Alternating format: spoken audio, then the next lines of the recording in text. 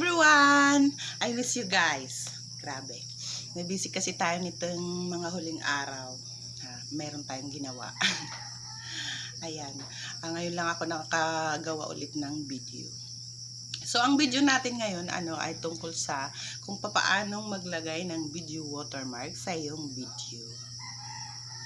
Ang video watermark ay ito yung maliit na image na nandyan sa gilid ng iyong video na makikita ng mga nanonood, at ito ay nagpaparemind na ikaw isubscribe ang iyong channel.